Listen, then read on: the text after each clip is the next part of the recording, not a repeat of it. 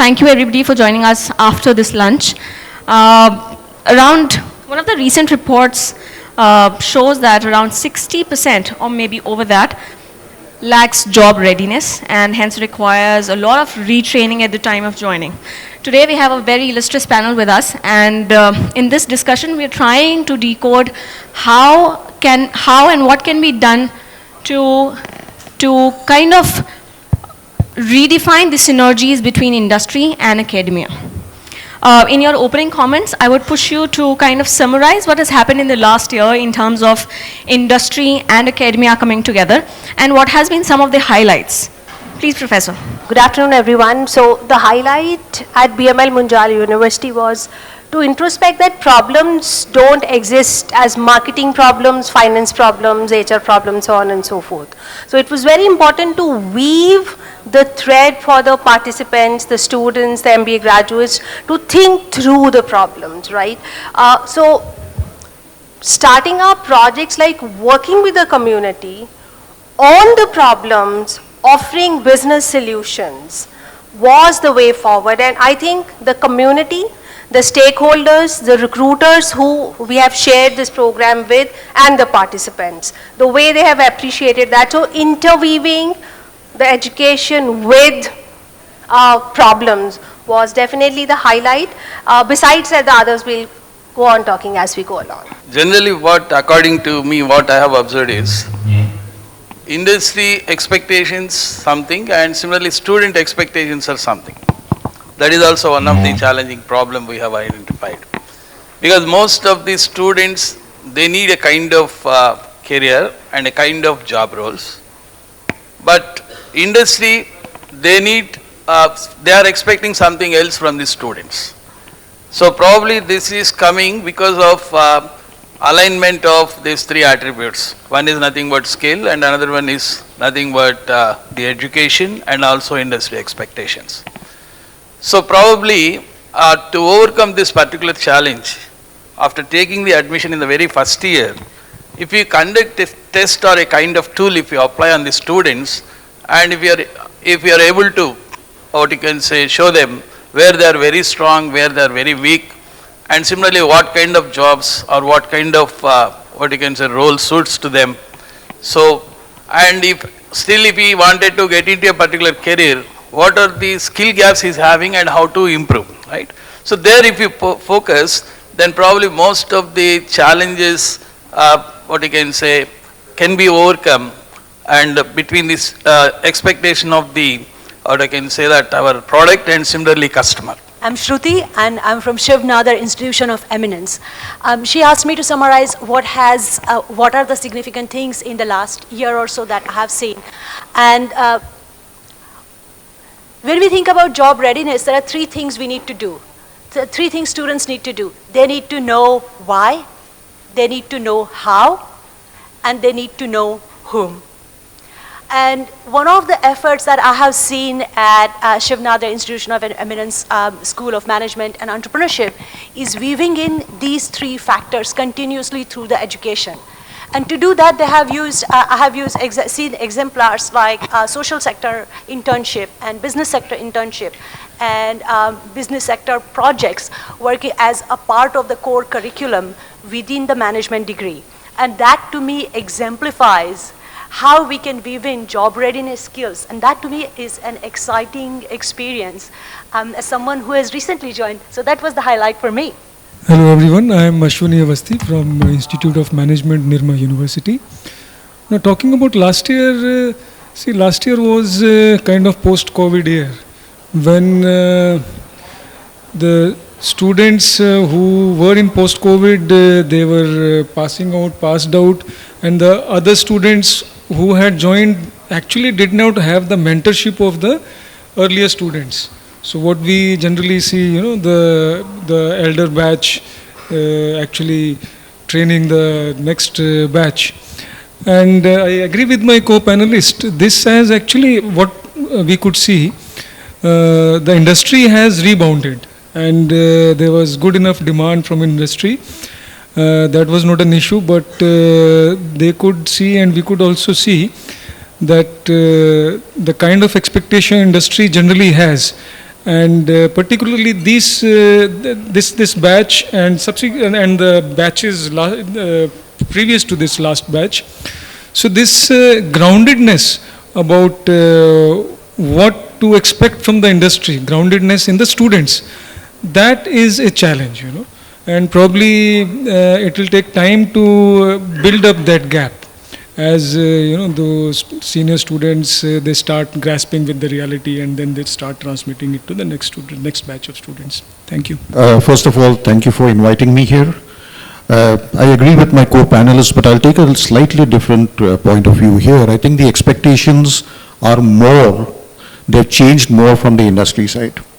And whereas, you know, they could afford to give the students a little bit of breathing space before they actually started becoming productive and started delivering for the company, now they're expecting them to start delivering from day one. And what it did lead to was our reworking on quite a few processes that we do. Right, our basic processes always have been that don't make the students industry ready for today. That is when they join, but they have to be ready 2 years down the line when they are actually going to join. So what it did lead to was a sharper focus on certain aspects that we work together with industry. And I think that has worked very well. I heard a lot of talk this morning that this is going to be a very difficult year placement-wise and everything. But as far as we are concerned in Symbiosis, I think we've placed all our students, both for summers as well as final placement. So I guess we must be doing something right. And I would be happy to discuss that going forward. Thank you. Good afternoon, everybody. I am from Great Lakes Institute of Management, Gurgaon. To answer the question that the moderator has, proposed, what are the changes that we as an institute see? It may not be very different from what everybody else is seeing, but definitely two things come out very clearly. Number one, the attention span or the distraction levels are very high. For students who are coming into the classroom now. Secondly, their capacity to be involved in the learning process has changed, not for the better. Now, as was mentioned by my co-panelists, there's going to be a little bit of time before this stabilizes. It's just an after effect of the pandemic cycle, and I think as future batches pass out, we will come back to the same level of readiness for inputs to be received by them as the different schools kind of find different ways of doing it. Now, at an institute level, all of us are doing various things to kind of make the readiness of the students right from probably third semester onwards, right? Because summer internships start to happen before that. I mean, the interviews start happening, and sometimes the companies are also very impatient. Right? Sometimes they come in the middle of fourth term for final placements. Now that may not be the right time for actually when the student may be finally ready. They ask a lot of questions which may be, much more advanced questions. So those are some challenges which as an institute we are also trying to give them or the advice or the help that they need before to get them ready for industry. However, I think the other important point is that most schools are now realizing that simply having technical knowledge is not going to cut the ice with many of these recruiters. As a lot of other schools do, we also have people coming from the consulting industry like BCG or McKinsey to give talks to the students, and one of the common refrains is that your academic skills matter to a certain extent, but after that you're looking for a lot of other things like soft skills and other capabilities, potential leadership capabilities, which is the basis on which we will hire you. So that's been a big change. Companies are coming and telling us in advance, this is what we're looking for. So in addition to what you are doing in the classroom, get out and get involved in a whole bunch of other activities. That's the big change. I agree with most of you, 99.9% agree, but we will come to your point, Professor Mathew, when you said that industry leaders come in the mid of the semesters. I would also want to know to what extent this intervention is okay for institution leaders in some sense. But to that point, we'll come later. At this point, professors, there is a lot of discussions around generative AI, advanced technologies. As Professor Mathew already said that it's not just technology, we need to go beyond that. When we talk about holistic education, we also need to talk about how to build that inclusive, that collaborative, that dynamic culture inside that institution. Anybody would want to take that up and share that how we can go beyond technology and what needs to be done exactly? See, technology will only take you up to a certain level, right? It can take you to data, it will take you to analytics. Will it teach you to interpret? Somewhere you have to go beyond technology. That's part A. That's what I would like to say. Secondly, what is it? Ultimately, we have to look at different stakeholders, and I will differ a little bit, and I will not call students products or industry products or students customers or so on and so forth. As far as I am concerned, they are all my stakeholders.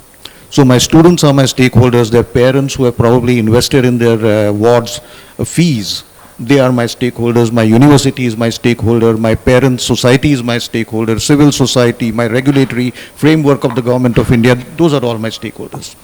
Now, the question here is that how do I manage all this, right? What is it today that one of my biggest stakeholders, which is industry, the recruiters, what are they looking for? Now, looking at what we generally talk in HR, what does a person need? We talk about KSA, we talk about knowledge, skills, and attitude. You look at attitude, a lot of students who are doing their MBA program generally do have that attitude because they've come here to make a career, right? So I won't talk about that. Knowledge, as far as the hard skills are concerned, we are definitely imparting there. But what is probably required, and these are the gaps that have been identified by a lot of recruiters, is where students are lacking today is people management, listening to people, understanding, those kind of soft skills which are not present in today's students. Secondly, what has happened is that the pandemic has made students extremely impatient, right? So a little bit of those skills are also required. The hard skills, they require different kinds of hard skills today.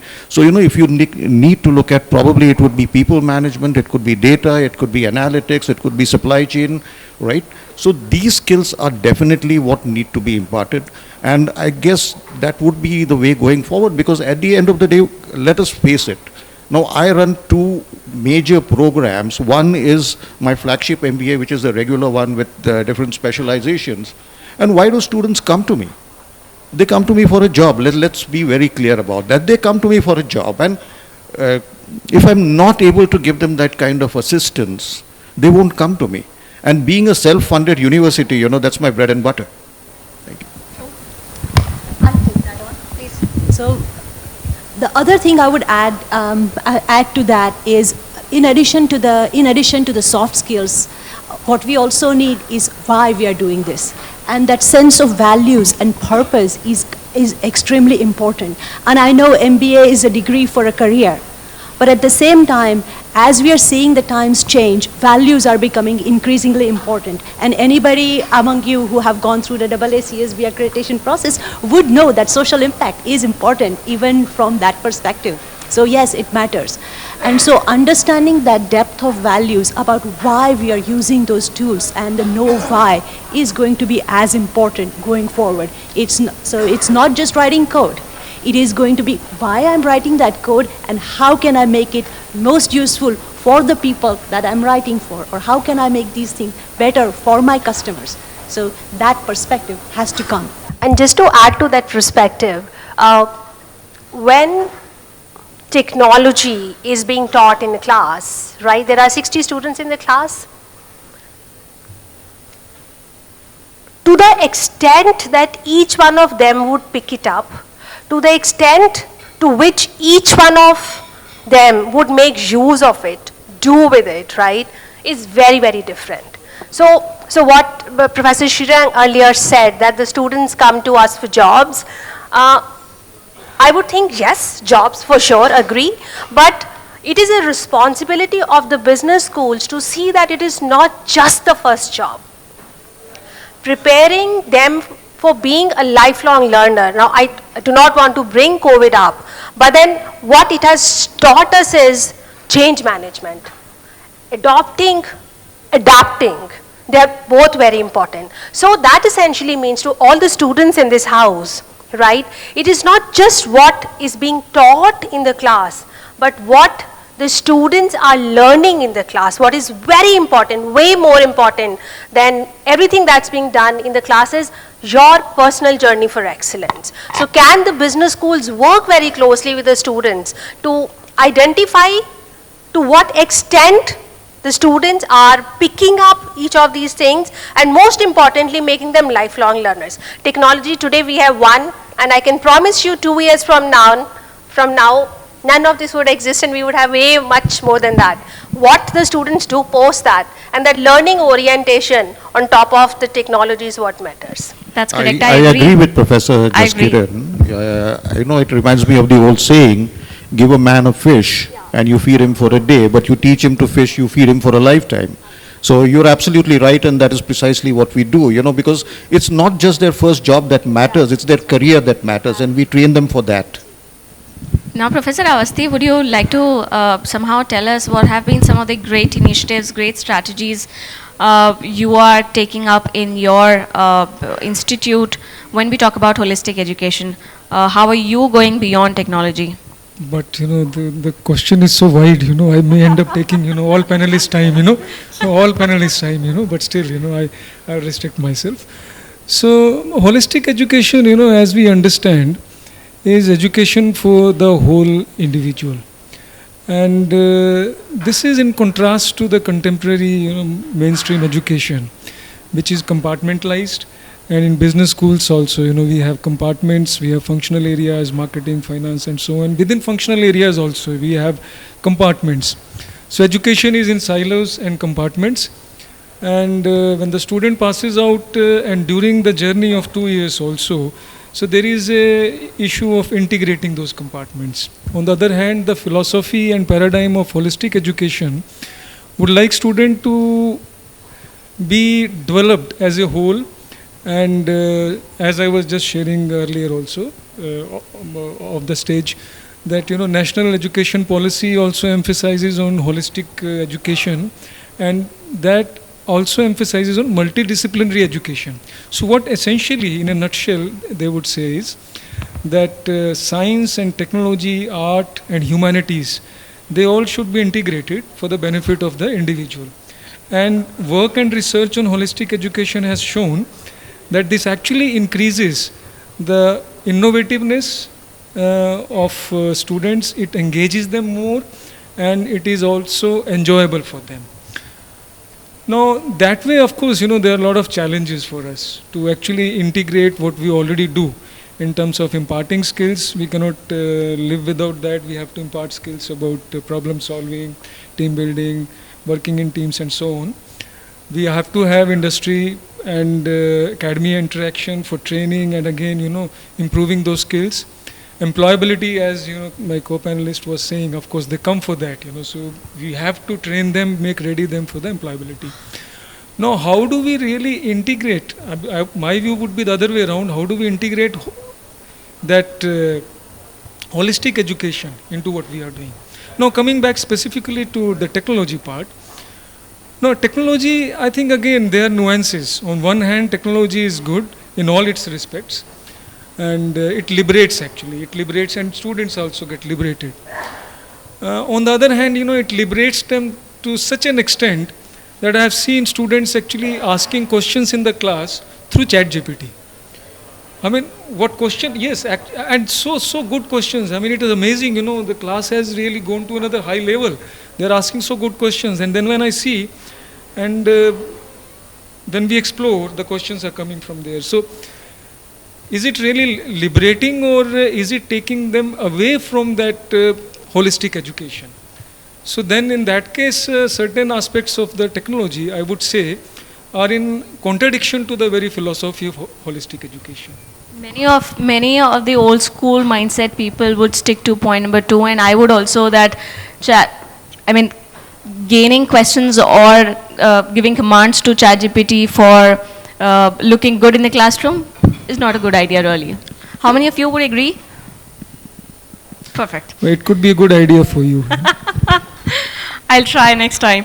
Now, professors, there's another report to support that around 40%, not really 40, around 60% of the students said that AI didn't help them in gaining so-called soft skills. and that really makes you more responsible to constitute a good, dynamic, a very collaborative culture inside the university and institute.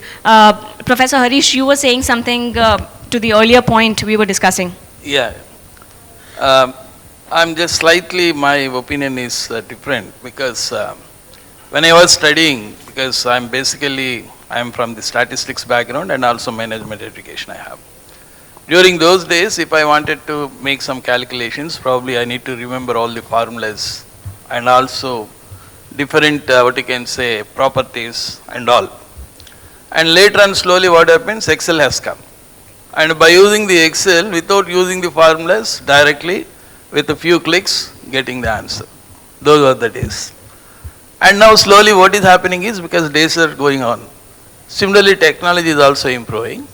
And also lot of burden, we are, that means reducing because of the technology. That is the purpose of the technology. So that's what slowly this ChatGPT has come. Because I spoke to a lot of industry professionals, because to bring industry practices into the campus, what they said is, because they are just giving suggestions to the new employees who are joining in their organization to use ChatGPT, even for mailing purpose, even for the code developers, they are asking us, why are you wasting the time? You ask the ChatGPT that will give the code, you write it. So that is the present norms. So probably here what is happening is, because world is running very fast and 24 hours not sufficient. So probably to write a innovative or what you can say with good language, a mail, or to think about the program and writing the code, it is taking a lot of time. Because there are several technological improvements are there. Because of the technology, probably we will be saving time. That is one aspect. And moreover, ChatGPT is everyone will not get the same answer. Probably we should also know what question we should ask to get our required output. That is also another important one. So probably we should learn how to speak with ChatGPT. For example, a task is given and 50 students will get 50 different outputs. Every student will not get the same output. Okay.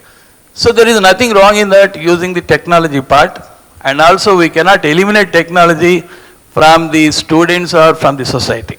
Because the purpose, basic purpose of this technology is to reduce our burden. Because the working styles are different. When I joined, because I have nearly 30 years of experience. When I joined as a faculty, during those days, my life was very simple.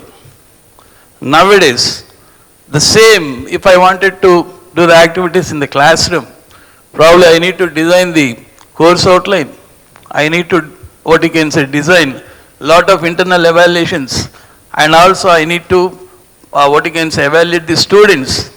And I need to check whether I am attaining the course outcomes and program outcomes, right? So lot of burden has been increased. And also nowadays, not only we are teaching, right? We should be in the research, and also at the same time, we should also take up some consultancy projects, and also we need to maintain some interactions with industry, right? And students' projects, summer internship, specialization projects. So that means why I am telling all these things is, because our working style is changing. Because of this changing working style, 24 hours not sufficient. Even you work 8 hours, 10 hours, 12 hours, definitely there you will be having a lot of pending work. If you wanted to do this work effectively, then probably you need to take the help of the technology. You should understand how to use the technology. So that's what probably every one of us, that is my opinion, right? We need to learn how to use the technology to save time effectively.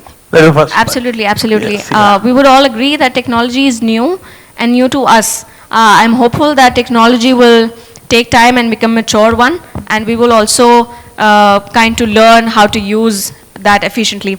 Now, Professor Mathew, to that point, how, to what extent, we know that for a greater synergy between academia and institute, that's necessary that you need to consult, you need to have a discussion, a roundtable with industry leaders to understand what exactly they are looking for. but to what extent that intervention is okay in institutes, and what responsibility do you see remains on your part? Now, as we all understand, the MBA is a professional degree. Basically, it is designed to give a student the required skills and knowledge, etc., to survive in the corporate world and do well. So therefore, since we are kind of sending our students out to the industry, it's but natural that we have to prepare our students keeping in mind what the requirements are. Because they come for a job, the recruiters come to select students who match their requirements and so on and so forth. So far, so good.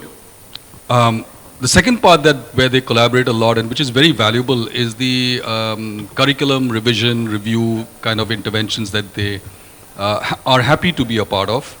Third, we all of us actually invite them for industry guest lectures, which basically gives them cutting edge, state of the art, best practices that different industries are following, and then bringing that into the classroom. So all good so far. But sometimes I do get the feeling that academia is also becoming sort of a slave to industry. We have our own, what is the purpose of education per se? What is the purpose of higher education? Is it just skills and knowledge? Or is there some other angle which we are missing out, which is the softer aspects? And as I think as people move up the ladder, there's more focus on building relationships rather than just managing technical aspects of a product. B schools, many B schools, at least in tier 2, tier 3, and even some of the baby, the newer IMs, etc., the focus is still largely on what the industry needs right away. Because everybody wants their graduates to hit the ground running. But an MBA school's responsibility, as you rightly asked, is what is our responsibility? It's not just to prepare them for maybe the first 5 years, but also maybe leadership roles, mid-level or senior level leadership roles. So what are we talking about here? Beyond IQ, we need EQ and probably another item called societal quotient. What is societal quotient? IQ and EQ don't require too much of explanation, we are all familiar. But societal quotient is about inter community harmony, environmental defense, foundational values. I think though it might be a little late in the day for a B school to do that, because by the time students reach a postgraduate level, they've already put in about 15 to 18 years of work. Their foundational values have been shaped to a great extent by their junior, mid and higher level schooling. What is the role of the MBA? I mean, can we make a difference at this late stage? Probably for most students, the last stage of education. Very few of them go on for higher education other than certification programs. Is there a mandate for us to do anything more than that? And my answer to that would be yes, even if it's a 2-year program or a 1-year accelerated program, B schools now have to really think about the softer elements which will really help students to become very effective alumni. That's my take. Great point, Professor Mathew. Professor Arora. Yeah, so Jones, to a great extent, I agree to what you're saying, but just a different lens to look at this, right? So to what extent is the industry intervention in the business school right, is the question. So just a lens to look at it, what are we preparing our students for? Is it just industry? Right. Very interestingly, when we at BML Munjal University, we look at the data, we have seen that actually significant percentage of students, they go in for entrepreneurial projects, they go in for startups, they go in for government research projects, right? So to that, once again, Jones, I agree to you that therefore, of course, while majority of the students, they go in for industry, having the industry guys in the board of studies, having live projects and so on and so forth, definitely a big thumbs up. But then cognitive skills, creativity skill sets, and emotional quotient, right? These three things, I think, would come by the virtue of the curriculum development happening at the place, not just the industry intervention. So to answer your question, industry intervention is good, But then in doing so, the business schools should not lose the essence and spirit of their own values and program outcomes. Professor, I want to bring this back to one of the earliest addresses, the keynote address. Professor Bhaskar talked about the dance between industry and business schools. Sometimes the business school leads, sometimes the industry leads. And I think that's a really beautiful metaphor. I don't think industry is encroaching, nor I think the business schools are leading it's a dance, and so it's a partnership. It's a tango, and it takes two to tango. So when we need the industry to come in and support us, at the same time, the business schools are the thought leaders, and they need to educate the industry. Because industry is going to want someone who is going to work right away. But we can actually provide that thought leadership and provide our students the skills that are going to be used not just now, but 3, 4, 5 years down the line throughout their career. So if we think about employability from just the short-term perspective and long-term perspective, maybe for the short-term perspective, the industry will lead, but from the long-term perspective, it's the business schools who are going to lead. Professor Altekar, now considering the imperative, to this question only, considering the imperative of lifelong learning, the institution leaders must know what can be expected not only next year but 5 years down the line. What do you see a scope of making a systematic change there, or do you think that curricula change would do for that?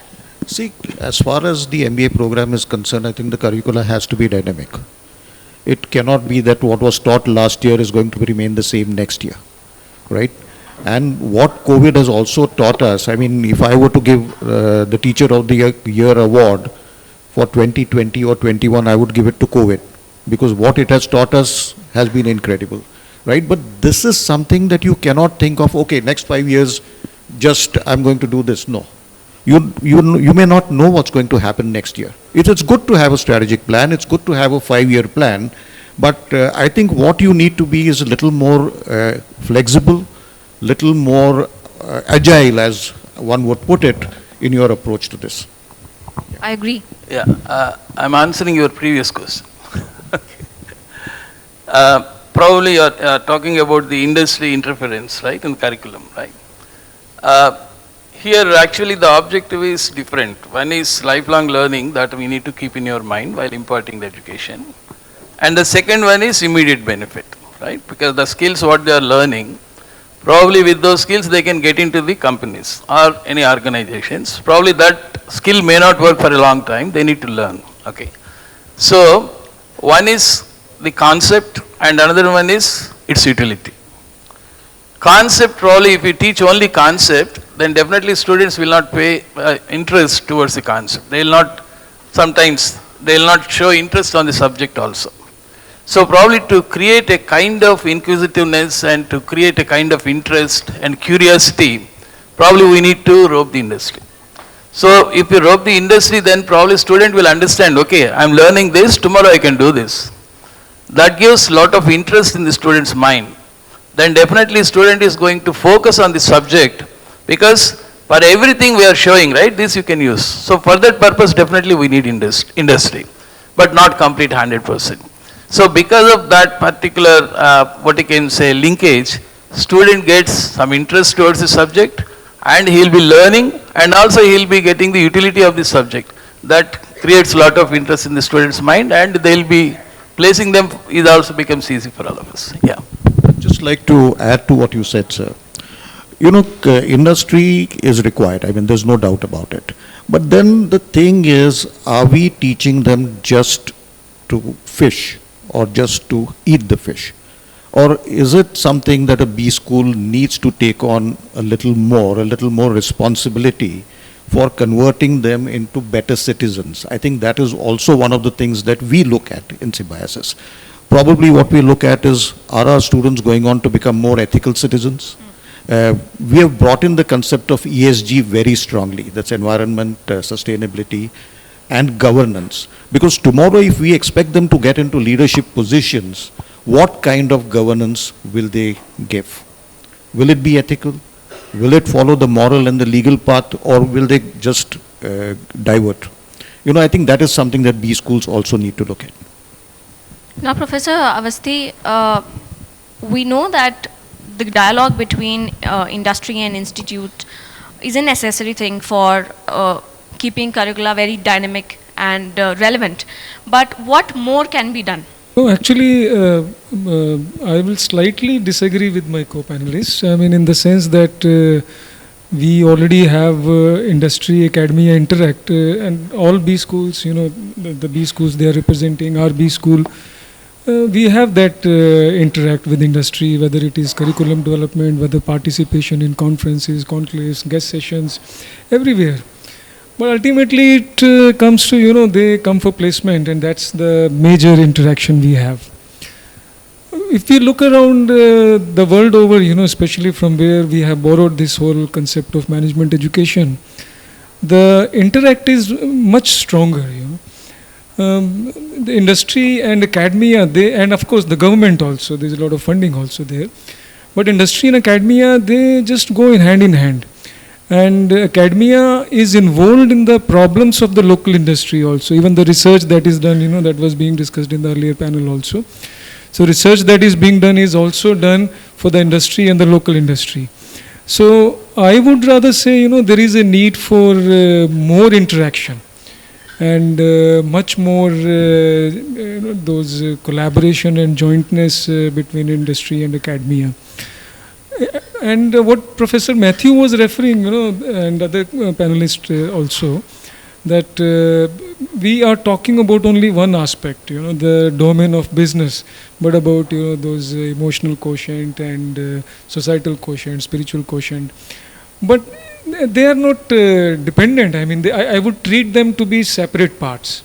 So more collaboration with industry does not necessarily leads to less development of, societal quotient.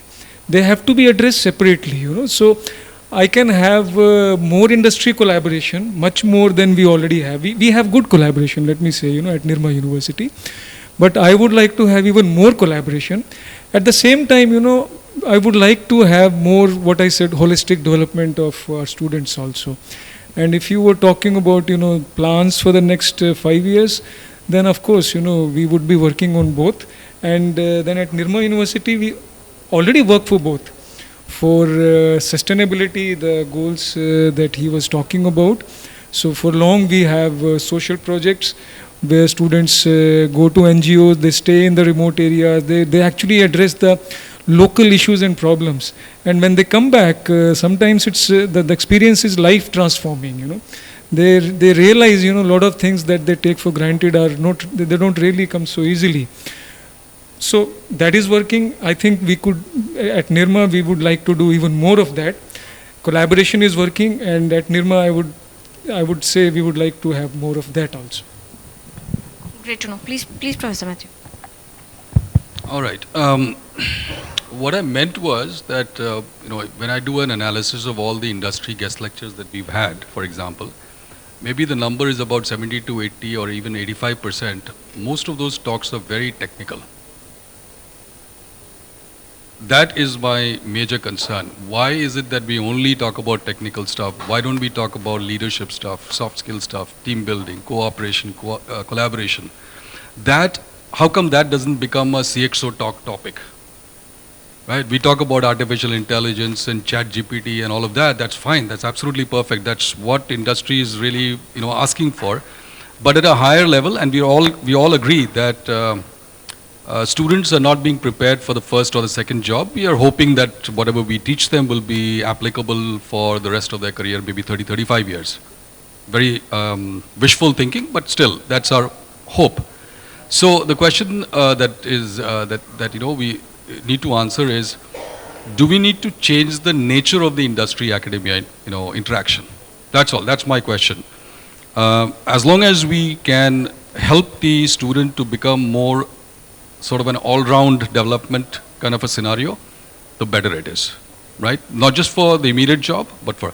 And as far as the quantum of interaction is concerned, I mean, all B schools welcome. In fact, we continue to invite, like everybody else does, more and more industry people to come to the class because this is a management program. And I think earlier panelist took the example of an MBBS school being a sort of a apprentice role, where the student plays like an apprentice role to learn the nuances of the medical profession. So similarly, this is our proxy. When we invite industry people, we get our students to work on live projects or summer internship projects. That's our small ecosystem of where we are trying to tell them how you apply theory to the real life situation. So the more of that, the better it is. But the mix of what we invite industry people for should change. That's my take on how we should be, using this whole topic of integrating skill, industry, academia, employability, etc. for a holistic education. So all of this needs to come together. Huh? Before I come to my final question, Professor Sardeshmukh, 5 years down the line, any institute all across India that is offering MBA program, MBA course, what are some of the major check boxes would you suggest needs to be checked for becoming an ideal institute for holistic education? If not all, but suggest a few of them. That's a really great question, because here we are at a cusp. We are at that really high energy, high growth edge of transformation in Indian educational system. And it's not just the new IIMs that are coming along, it's the plethora of private universities and MBA programs coming along. And we have that youth premium within the country that's going to give us dividends if we train our workforce properly. So this is a real opportunity to collaborate and think about it in a more broader terms. And the way, being a researcher, I come from a research background, I'm going to say that research is one of the easiest places to start collaborating. So there's my plug, I got that. Anybody would want to add to that checkbox list? On a couple of things, right? So there is this one very interesting video, I'm sure everybody might have come across.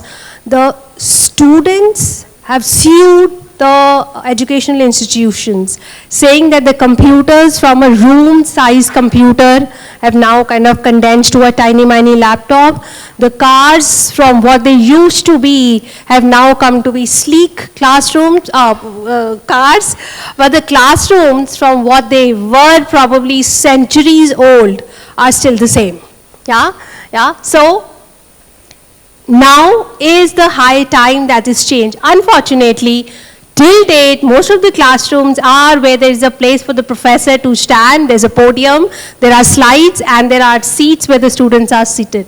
I think in the next 5 years, infrastructurally, Resham, what has to change is not the sage on the stage, but peer learning. So for that to happen, the infrastructural changes has to happen. And for that to happen, most importantly, what has to change is the mindset. Right? What are the key deliverables that are required? We are, once again, I started with this saying, we are not looking at marketing specialists. We are looking at problem solvers. We are looking at people who are perceptive enough to identify, hey, there's a problem ahead, and that problem would not come wearing a certain specialization hat. So the students have to be more mindful of picking up the nuances of the problem, connect the thoughts, and then collaborate. And that is where those classes, where at least I foresee a classroom where it would essentially be a classroom not with all the tables looking towards this side, but all the class chairs talking to each other. So that mindset has to happen. I strongly agree. So one is R&D, second is peer learning. Anybody would add to that? I definitely agree with you as far as infrastructure is concerned, and I'm very happy to say that, we've tried to give our students the best, right? So, the learning environment has to be conducive, right? So the student should want to come and sit in the class. Number two is, I'm sorry, but at least as far as we are concerned, that old classroom doesn't exist. We have moved towards making all our classrooms equipped with smart boards. Almost all of them have census boards. So tomorrow, if I want to have a co-taught class with somebody in Australia, like Professor Shruti may want, I'm in a position to do that. So I think, that is something that has already happened. Professor Just Harish? one more point I would like to add over here. Sorry, I'm talking a little too much, but where I would want, something that was spoken this morning really comes to mind is, what is the role of the teacher now? If everything is available to the students on Google Baba, as we call him, great saint Google Baba, or Chat GPT, what is the role of the teacher? Is it that of a facilitator? Is it that of somebody who channelizes discussions? Is it somebody who moves towards more interactive sessions where students discuss and come to certain conclusions and then draw theory from it rather than the other way around? Now, what is the role of the teacher? That's point number one. Second point is, if technology has become such a great enabler and has relieved you from so many dreary, monotonous tasks, what is it that we want with that time that is available to us? And in my opinion, what we could use it for is develop more partnerships with industry. I'm talking about partnerships where academia becomes a knowledge partner to industry rather than just a seeker of placements. Yeah. Please, please. So, if I'm a student in 2028 looking for an MBA program, I would put my money on a school which emphasizes the integration.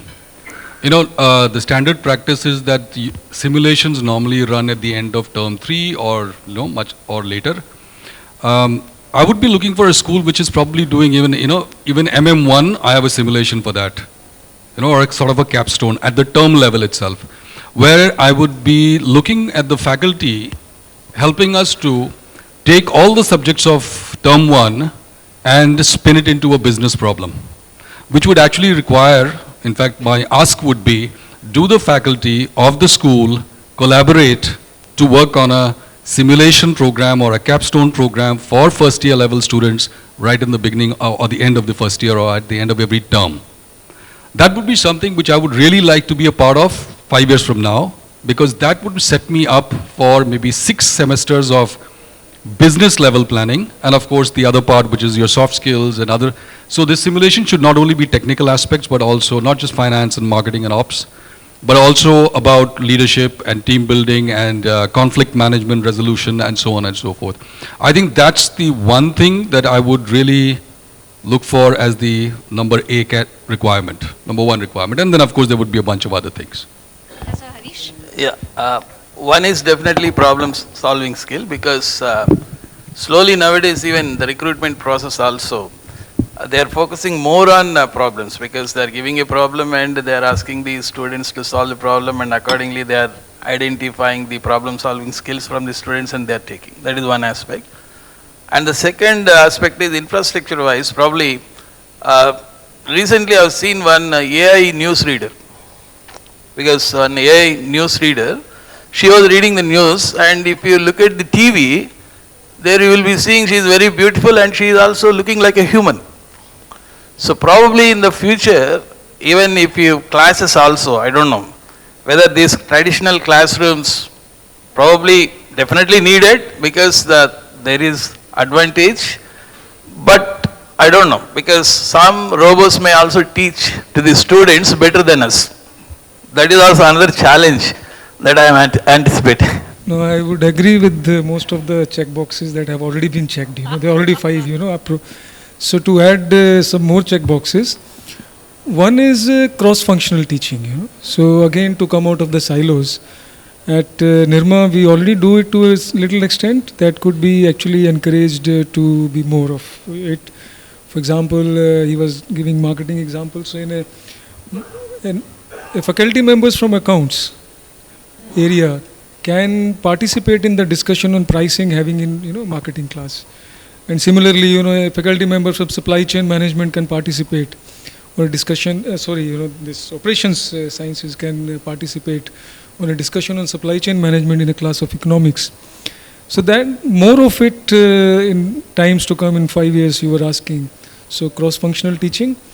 And another thing is, in Nirma we have an advantage that our B school is in the university campus, and we have many other B schools. Design school is there, law school is there, engineering school is there. And in keeping in line with the NEP 2020 National Education Policy, we were doing it earlier in a different way, but we've already started that a management student can do a minor specialization from a design school, and can also do a minor specialization from an engineering school as well, or a law school also. And similarly, law school can do minor specialization with us. So that more of it in times to come in 5 years you were asking. So cross-functional teaching. And another thing is, in Nirma we have an advantage that we our B school is in the university campus, and we have many other B schools. Design school is there, engineering school is there. And we will doing it earlier in a different way, but we've already started that So this we have done in our undergraduate programs, but we intend to do it further in other programs also. This is another thing I think should be done in times to come. Very interesting. Anybody has anything to add before we actually close? I have just one thing to add. I have just one little thing to add. I think if you see the industry trends, digitization is here to stay. That's not going to go anywhere, and that's something that we have to adopt. A little closer to your mic. May it be an AI person helping us teach a class or something like that, or may it be ChatGPT or whoever that might be. So digitization technology is here to stay, but what we need to actually do is have those values, have those inclusive spirit, and that spirit of entrepreneurship that can go along with it. So combine that digitization and those skills with that human angle and the empathy that comes from solving problems for other people. Plus one, plus one. Now, knowing all these check boxes, I'm overly excited to step into 2028 and then do my MBA. On this note, I must thank you, all the panelists, for making time for this. And this has been a very lovely, very informative panel discussion. Thank you so much. Back to you, Aditya.